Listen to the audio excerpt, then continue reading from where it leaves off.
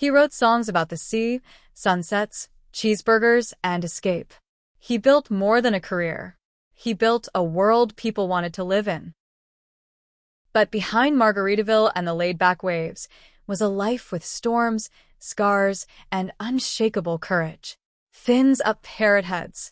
This is Jimmy Buffett, the man behind the myth.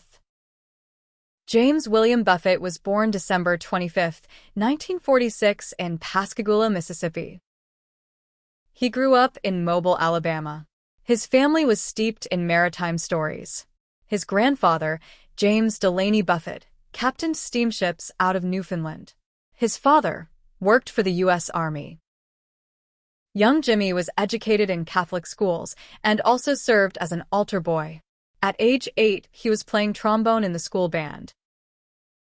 By his teenage years, he was drawn to folk, rock, country, and the lure of life beyond classwork.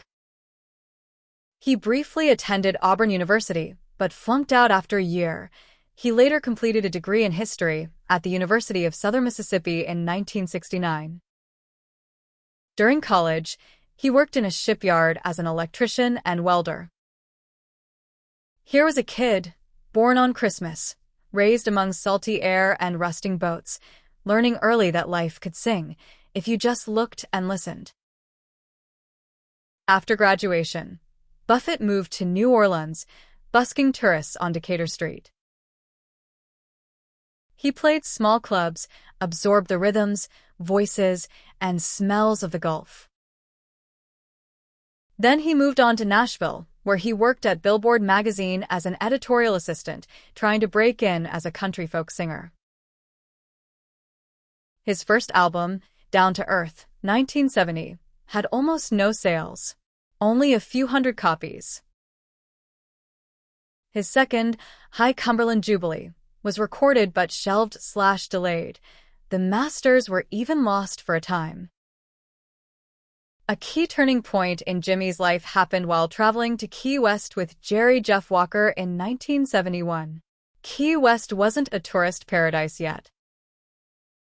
It was rough, wild, artistic, and free-spirited.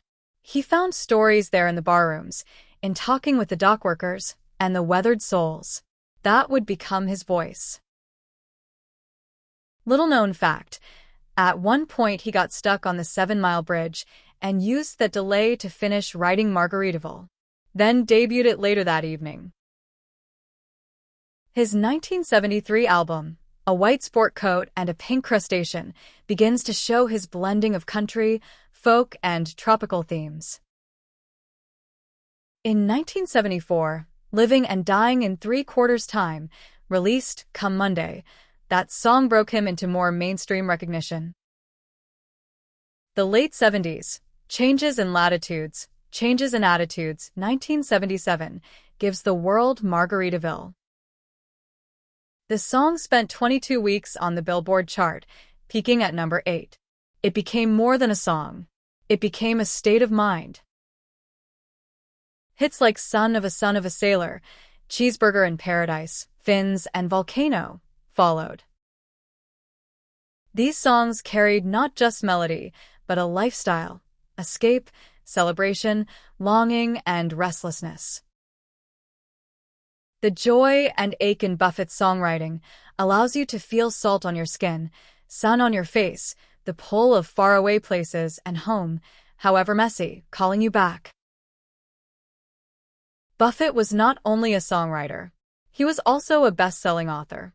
Works include Tales from Margaritaville, short stories, Where's Joe Merchant, and A Salty Piece of Land. His 1998 autobiography, A Pirate Looks at 50, was a #1 New York Times bestseller, nonfiction. He turned Margaritaville into more than a song. With restaurants, resorts, bars, merchandise, radio, and even retirement communities, his lifestyle brand became an industry. The Coral Reefer Band, formed mid-70s, became his musical backbone, tour after tour, through decades. Jimmy Buffett married Margie Washachek in 1969, but the marriage ended in divorce in 1972. In 1977, he married Jane Slagsvold, a woman he met in Key West while she was on spring break. Their relationship became a cornerstone of his stability, though like many couples, they briefly separated in the early 1980s before reconciling. Together, Jimmy and Jane had 3 children. Savannah Jane Buffett, born 1979, is a radio personality, writer, and producer who has worked closely with her father's projects. Sarah Delaney Buffett, born 1992, is a filmmaker and creative storyteller. Cameron Marley Buffett, their adopted son. Buffett was also a grandfather, and friends often described him as deeply family-oriented, despite his globe-trotting, party-like public persona. Little-known Jimmy Buffett facts.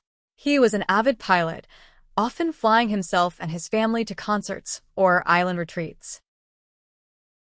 He once survived a seaplane crash in Nantucket in 1994, walking away with only minor injuries. He later said that experience made him treasure his family even more. His daughter Savannah once recalled how normal their life felt at home, despite her dad's fame. He cooked, told stories, and always made time for family dinners. Jimmy and Jane supported various charities, including environmental causes, education, and disaster relief, often working quietly behind the scenes as a family. Behind the beach bars and bright lights, Jimmy Buffett was a husband, a father, and later a grandfather. He often said that the greatest treasure in his life wasn't Margaritaville. It was the people he loved most. Buffett battled a rare and aggressive skin cancer, Merkel cell carcinoma, for about 4 years, which he disclosed publicly.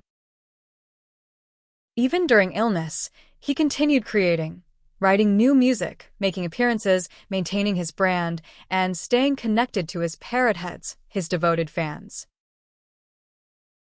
Jimmy Buffett passed away on September 1, 2023, at age 76, at his home in Sag Harbor, New York. The Big 8.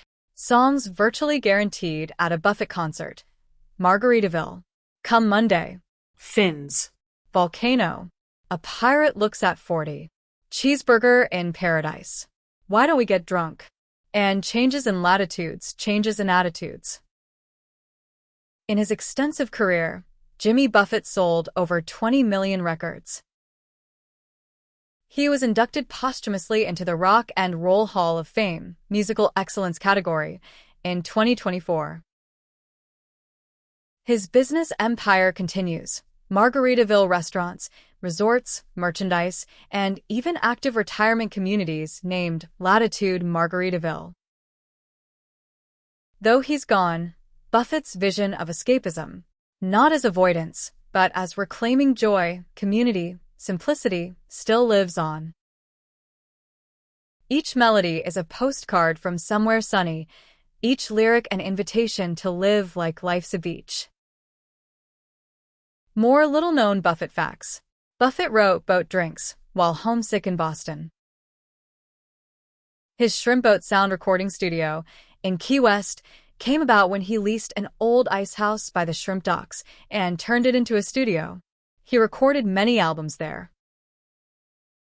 He valued simple places. The Monroe County Library in Key West was one place he returned to for peace and writing. Jimmy Buffett was more than a musician. He was a storyteller, dreamer, businessman, and friend to millions. His music, his brand, even his philosophy was built on escapism. Not escaping from life, but finding light in life, chasing horizons, gathering people. As long as there are sunsets, sea breezes, and cheeseburger dreams, his spirit remains. If this story of Jimmy Buffett moved you even a little, hit that like button. Subscribe and ring the bell so when I share more stories like this, you'll catch every one. And now I want to hear from you. What's your favorite Buffett song, lyric, or memory? Maybe it's Margaritaville, or a drive down a coastal highway with Come Monday playing. Drop it in the comments. Let's celebrate together.